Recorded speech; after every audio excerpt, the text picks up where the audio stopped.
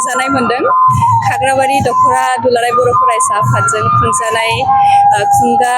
30थि बैसागु फोरबो फालिथायाव आंबो दिनै आलासि महरै नुजाथिफैनो मोननानै जोबोद गोजोननाय मोन्दों। बेवहाय गोबां दाब दाब जायगानिफ्राय लैहोर लैहोर रायजो राजाफोरा फैनानै नायफैदों रंजाफैदों बैसागुखौ आरो दाब दाब जायगानिफ्राय बैसागु हान्जा फैदों। बेवहाय लांदां बैसागु मोसानायनि बादायलायनाय लाखिनाय जादों आरो बे लांदां बैसागु मोसानाय बादायलायनायखौनो दिनै आङो बेखेवनानै होफैबाय बेखेवगिरि महरै जोबोद गोजोननाय मोन्दों। जों नुबाय दिनैनि गोबां जौसांफ्राव जिहेतु रंजालि बैसागु खुंदों बेयाव नुबाय जोङो जायफोर मेथाइ खनगिरि बिथांमोनखौ बहाबा गोबां लाजिफोनायखौ नुदों दा बे बेलायाव माब्लाबा जाफ्लाङो गोरोन्थिया जों मानसि महरै मालाबा फिसा फिलौ गोरोन्थिया जोंजों जायो मानसियानोथ' गोरोन्थि खालामो नाथाय रंजानाय बोथोराव बेबायदि फिसा फिसौ खोथाखौ हमाबासिनो जाहाथे जों गावजों गावखौ निमाहा होलायलायनानै रंजालायनानै मोजाङै मोजां जोंनि रंजालि बैसागुखौ जों बारग'लायनायखौ जोङो साननांगौ जाहाथे जेबो एना एनि जेबो जानाङा फिसा फिलौ गोरोन्थिया बयजोंबो जाखायो आं बेखौनो मिजिंथियो जे बेबायदि गोसोआव रावबो जाहाथे हमनानै दाला गावनि मानसि बा गुबुनखौबो जाहाथे जिखिनि निमाहा बिलायलायनाय बा माबालाय बेफोरबायदिखौ जाहाथे गिदिरल' दा खालाम मानो होनबा गोरोन्थिया बयजोंबो जाखायो आरो रंजालि बैसागुआ जोङो गासैबो दुखु दाहा बा एना एनिखौ बावनानै जोङो रंजालि बैसागुखौ जोङो फालिनांगौ बा रंजानांगौ बे मासाव बेनिखायनो आं सानो जे जों रंजानायखौसो गुरुत्व होनांगौ बेफोर एसे नेगेटिभिटिखौ गोजानाव दोननांगौ आरो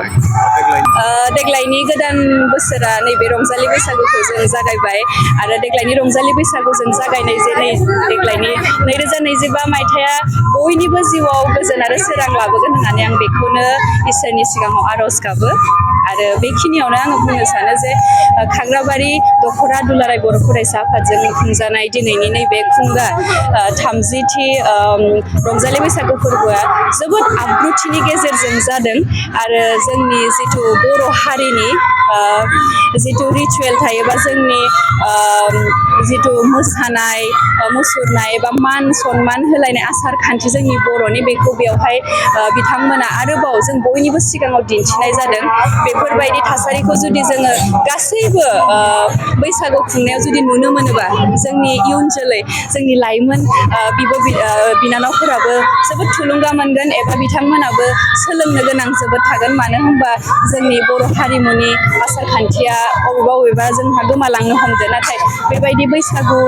फोरबो बा बेबायदि प्रग्रामफोराव जुदि जिखिनिखौ हायो बेखिनिखौ जुदि दिन्थिनो हायोबा बेरखांहोनो हायोबा आरो साबसिन जायो होननानै आं सानो आरो मोनसे गोजोनथाव खौरां क'क्राझार सहरनि जेडी र'डजों नांजाबनाय सुदेमपुरि गांजेमा बाजाराव थानाय आइ आफा मेड लाइफ BM हस्पिटालाव बेराम सोखानो हानायनि गोबां खाबुफोर दं जेरै नोंथाङा आइ आफा मेड लाइफ BM हस्पिटालाव गासै समावनो इमारजेन्सि डक्टर्सफोरखौ एभेलेबल मोननो हागोन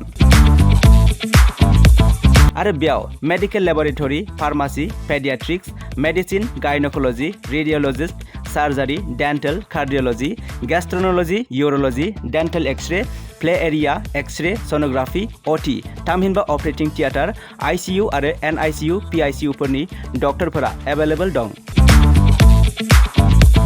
लोगोसे normal delivery C sections gall bladder stone kidney stone appendix आरो हार्नियाफोर बेराम जानायफोरखौ अपारेशन खालामनायनिबो सुबिदा दं आइ आफा मेड लाइफ BM हस्पिटालाव सप्ताफ्रोमबो फार्मासिजों लोगोसे लेबरेटरि आरो सप्ताफ्रोमबो इमारजेन्सि सार्भिसजों लोगोसे 24 घन्टा जेब्लायबो खुलायै थागोन आरो बेयाव लांलाय लाबोलाय खालामनो थाखाय एम्बुलेन्सनि सार्भिसबो थागोन बेनिखायनो ओनसोलनि सुबुंफोरा बेराम आजारफोरजों भुगिनानै दंब्ला क'क्राझार सहरनि आइ आफा मेड लाइफ BM हस्पिटालाव फाहामथाय लाफैनो हागोन लोगोसे नोंथाङा 9101655430 एबा 8822688026 बे जानबुं नम्बरनि गेजेरजों थोंजों कल खालामना आबुङै खौरां लाहरनो हागोन